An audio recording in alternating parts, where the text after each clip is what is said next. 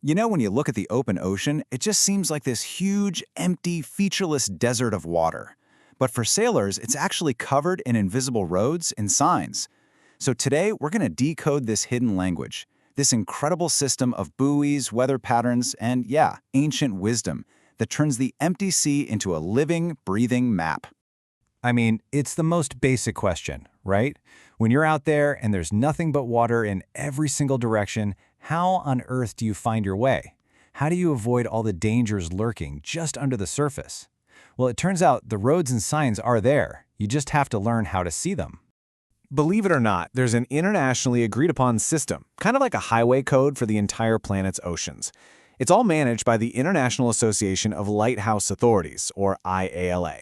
And what they've done is create this universal language that keeps everyone safe, from the tiniest little sailboat to those massive container ships.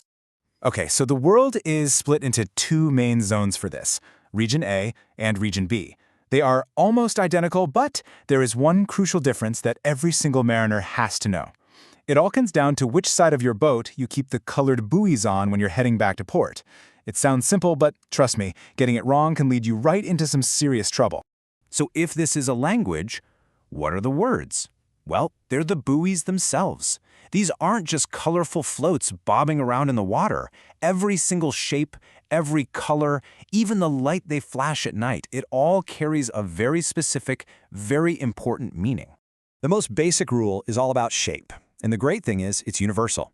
It doesn't matter if you're in Region A or B. Cone-shaped buoys, like an ice cream cone, always mark the right side of the channel as you head in.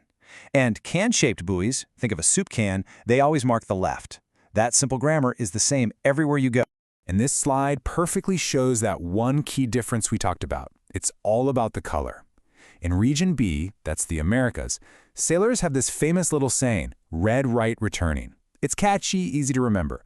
But in Region A, Europe, most of the rest of the world, it's the exact opposite. They have their own clever way to remember it. Is there any red port left? Get it? Red, port, left?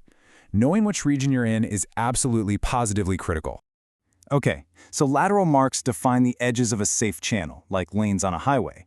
But cardinal marks are different. They point out a specific danger, say a submerged rock, and they tell you which compass direction to pass it on to stay safe. It's like a big, floating arrow shouting, hey, the safe water is over this way. And the system for reading them is just brilliant, whether it's day or night. During the day, you look at the two black cones on top, both pointing up, pass to the north, both pointing down, pass to the south. Simple.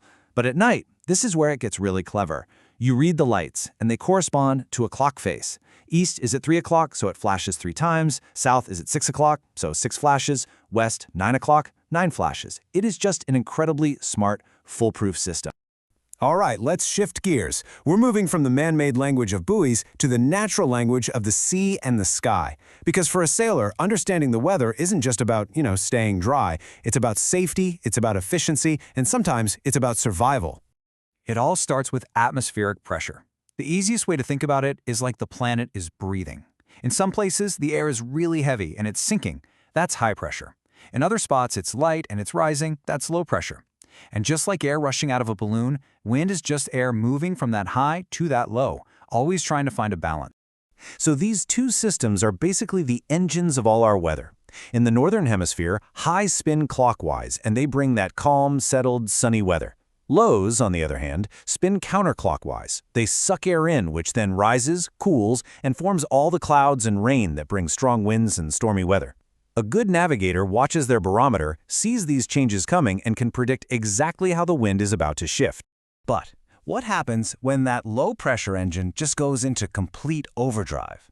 Well, it can spin up into something truly terrifying. We're talking about the most powerful and dangerous weather event on the entire planet, a hurricane. Just let that sink in for a second. This quote really frames the immense, almost impossible to comprehend power that we're dealing with here. These are not just big storms, they are literally planet-scale energy events. So what's the spark for all this incredible power? It's warm water. That's it. A hurricane can only form over oceans with a surface temperature of at least 27 degrees Celsius or 81 Fahrenheit. This warm water is the fuel. It evaporates moisture up into the atmosphere, which then condenses and releases just enormous amounts of energy. And this energy builds in these really distinct, terrifying stages. What starts as just a simple disturbance can grow into a numbered tropical depression.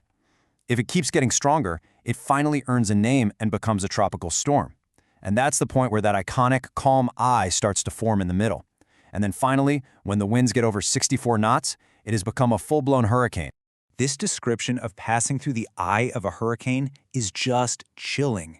Can you imagine going from the most violent weather you can possibly fathom to a sudden, eerie calm? The sky clears up, the wind just dies. But all around you are what the book calls mountainous seas in complete confusion, and you know that the fury of the storm's other side is just moments away. So, of course, today's modern tools have completely changed the game. Satellites can tell us our location down to a few meters. But as we're about to see, that doesn't make the old language of the sea any less important. Yeah, the Global Positioning System, GPS, is a modern miracle. It works with this whole constellation of satellites, and each one is broadcasting a super accurate time signal.